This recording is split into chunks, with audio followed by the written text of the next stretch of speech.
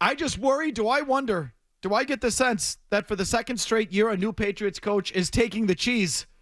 He didn't say burn some cash, but for all intents and purposes, in so many words, he said he expects him to burn some cash, didn't he? Don't you get that sense? Yeah, I think he's already been brainwashed. Do we believe him? So I don't know. I mean, why should we be led to believe it's going to happen this year any more than last year? Compensation and opportunity is what free agency is about, and we have the ability to do both. That is what Mike Vrabel said. Compensation and opportunity, we have the ability to do both. I'm not worried about the ability, because that's a nice way of saying that your roster sucks. You got plenty of opportunity, and the guys you do have aren't making ridiculous amounts of money, although that is also debatable. Well, but I do think that piece is important. Yeah. Like, I think those are the two things the players look for. Right. Money, and then what's my role? Right. I agree. I mean, they have vacancies in both areas, or they have the ability to offer both. I totally agree with that. The second one's no problem. They'll offer that. Correct. But I still question their ability to execute it. So do I think that, again, I do feel like Vrabel has taken, you say take the cheese, I say been brainwashed a little bit already, or he's at least playing nicely at the beginning. And I think there was more than one example of that today in his comments. But overall, am I happy that he is the one delivering the message? I will say this, he's much more convincing than Mayo is. Now, what does that mean? I don't know.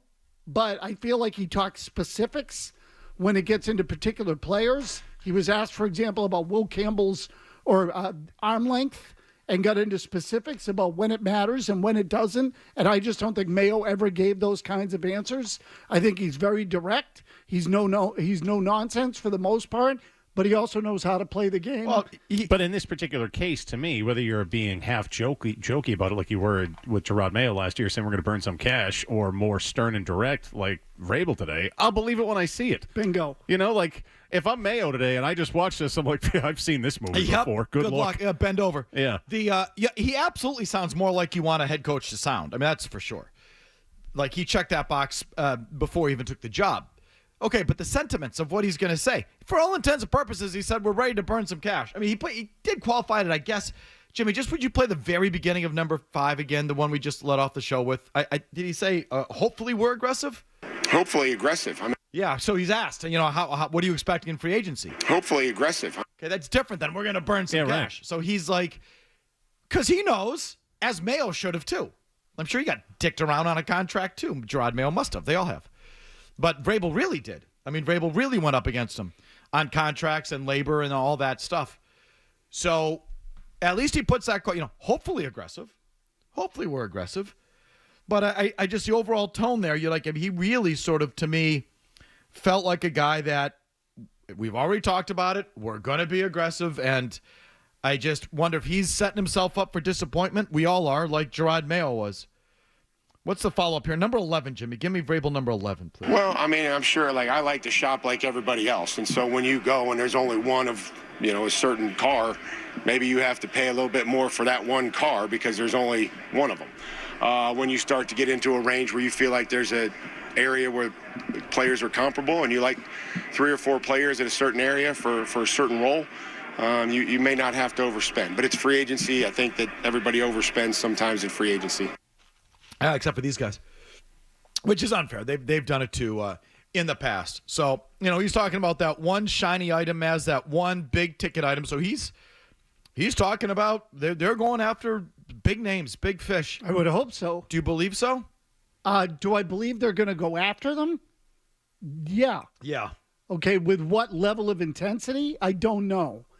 Because we all know how this works. When guys hit the open market, the numbers get stupid. By definition, you have to be the highest bidder to get them, which means you have to pay more than market. Like, that's just, that's the definition of free agency. I don't know to what lengths they are willing to go. I'll believe it when I see it. I'm sort of with Murray. And so I don't, I thought Murray put it well. And so I don't know. Do I think Vrabel wants to be aggressive and Vrabel believes in building the team a certain way? Yes. Will he have all the support he needs? I don't know. So I'm just getting a hunch I have another hunch to deliver to you. And that is, I do think they are, but I've felt this before. I could be wrong. But I do feel they're going to spend, and I do feel they're going to try to make a splash, if not actually make a splash. So I just think they're due for it. I feel they want to shut people up. I feel they want to get Vrabel off on the right foot. They're sitting on all this cash, so I think they're going to do it. And what would they be most comfortable with? Giving T. Higgins a Justin Jefferson contract? That doesn't seem like them. Again, I have no idea. It's just like what feels like them. You know what I'm starting to feel is like if they're going to spend money, they're dead set on spending money. Maybe they'll get on one of these defensive guys, the big ticket Micah Parsons or Myles Garrett. Like Myles Garrett. That one I'm sort of stuck on Myles Garrett. It's going to take draft picks, obviously, a couple. Are they going to give up the 4th overall pick for Myles Garrett? I don't see that. But, okay, putting that to the side, if that's what it's going to take, then forget about it. Is there a way? Because Myles Garrett's going to get paid, too, now. Like, it's not just he's going to want a new contract. When you change teams, you almost always do. And, I was just looking this up today. Do you know who the highest paid defensive player in the NFL is? We're going to do this in 10 questions later on, so I shouldn't do too much of it. But the highest paid defensive player in the NFL by AAV, I just went with average per year, APY, AAV, whatever you want to say. It's Nick Bosa at $34 million. Okay. He's 19th in the league. So you can have, and let's just say after this offseason and a couple more quarterbacks get paid, you could have the highest paid defensive player in football on a average annual value basis and still not have a top 20 paid player in the league. Mm-hmm. Right up their alley. That feels like I can see that. It's like giving tight ends the biggest deal in the league, or a safety. We have the highest paid players at their position in the league. It's a nose tackle and a safety and a running back and a tight end. But no, we have them. They don't have the highest paid quarterback or receiver or pass rushing defensive end or left tackle, the positions that really take money. Mm-hmm. It's the other ones. So yeah, we have the highest paid defensive player in the game. Well, he's 22nd among all players in the league. That feels like them. But again, just back to the Vrabel thing, like, how does he want to build his team?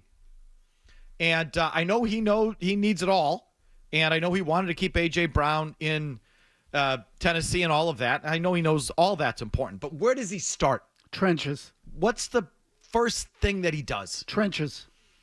And if they are dead set on spending money, and let's just pretend they're dead set on spending money, I don't see T. Higgins on a gross overpay. See, making Myles Garrett the highest paid defensive player in the league in overpay? No, he's he's awesome. No, he's a force. I mean, I'm going to ask you later on who should be the highest paid defensive player in the game, but he's going to be in that conversation.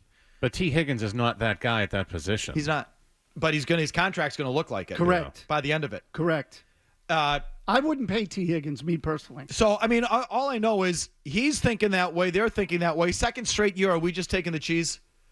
But either way, the trenches, that's another thing that sort of came out today. He was asked what they need to do for Drake May to build around Drake May. Here's what he said, number 6, Jimmy. Well, there's a lot. Again, I think you always talk about being able to protect them. You have to be able to, have some guys that can help them on the edges and be able to make contested catches. And you don't have to be perfect, right? You don't have to have, perfect ball placement, right? And those are all things that we talk about, trying to support Drake, believing that he is the future of our franchise at quarterback, and been able to meet with him and talk with him and just get to know him as a person. But you have to look at the lines of scrimmage, and you look no further than the Super Bowl game where, that game was clearly won at the line of scrimmage. The line of scrimmage and the Super Bowl. I know it's boring, but I also think he's right.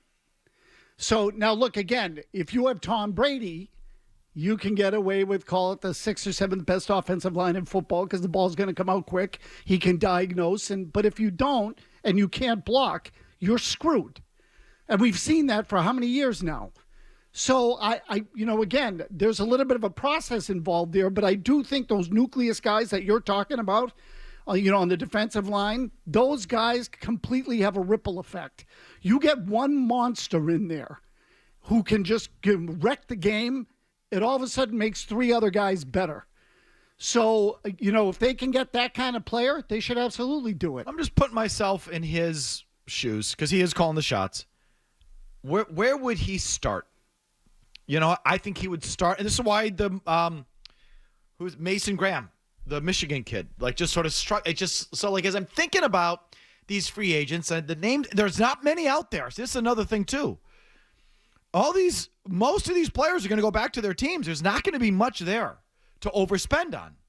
And there's not going to be much worth overspending on. If you made Myles Garrett the highest paid defensive player in football, that wouldn't be an overspend. Or Micah Parsons, that wouldn't be an overspend. And I can see them spending their money on those players. The draft pick compensation, look, it's a different thing. This year's second and next year's first for Myles Garrett. Yeah, I would do that. I think I'd do that. For me, a big thing with Myles Garrett's going to be who's going to want to pay him. Mm-hmm.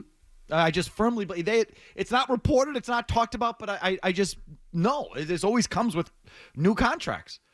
And Myles Garrett's not going to sign a new contract that doesn't make him anything short of the highest paid defensive player in the league. Top 2 or 3 highest paid defensive players in the game. Mike, I'd even go so far as to say the highest paid defensive player in history. So that's what we're talking about. So it's there's only a handful of teams in the league that are going to want to do that. All right. You are going to have to want to spend money. You want to spend money. And you got to kickstart the thing. That, to me, I can see them doing. I don't see them giving up number 4 overall. But this year's second, next year's first, I don't know. We can dick around with it. Are they down on Christian Barmore? Because, maturity concerns, never mind health concerns.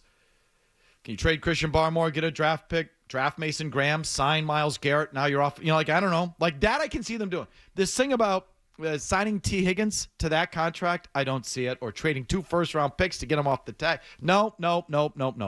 If they're going to splurge or overspend somewhere, that's where I feel it's going to happen.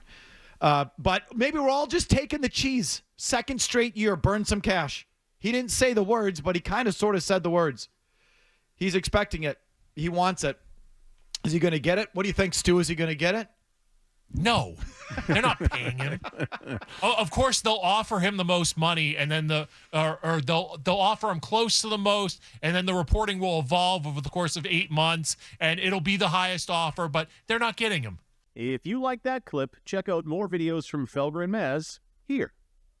For more Patriots analysis and opinion, hit this playlist. And for all the latest from the Sports Hub, download the app at 985thesportshub.com.